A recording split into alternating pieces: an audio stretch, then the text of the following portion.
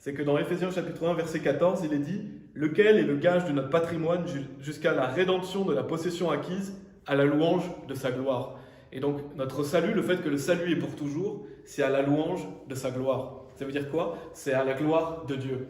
Donc en fait, j'avais parlé en 5 points du fait que si vous rejetez, une fois sauvé, toujours sauvé, vous rejetez certaines choses, mais en fait quand vous rejetez une fois sauvé, toujours sauvé, quand vous croyez qu'on peut perdre le salut, en fait, vous enlevez la gloire de Jésus-Christ. Vous enlevez la gloire à Dieu. Parce qu'on est sauvé à la louange de la gloire de Dieu. Ça veut dire quoi? Ça veut dire que le fait que le salut est pour toujours glorifie Dieu. Le fait que le salut est pour toujours, ça glorifie Dieu, puisqu'on sait qu'on est sauvé uniquement pour lui et grâce à lui.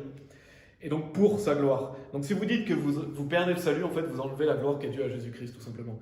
Parce que si vous dites, voilà, je peux perdre mon salut, il faut que je le garde par mes œuvres, ça veut dire que le jour où vous arrivez au paradis, vous auriez l'audace de dire à Dieu, voilà, je suis là parce que je mérite, parce que j'ai gardé la foi, parce que j'ai continué à travailler pour toi.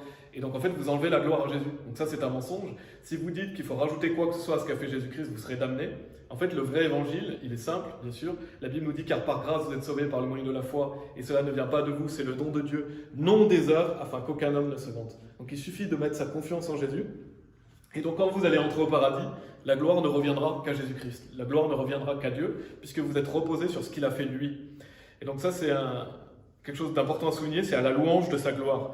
Le fait que le salut est pour toujours, c'est à la gloire de Dieu.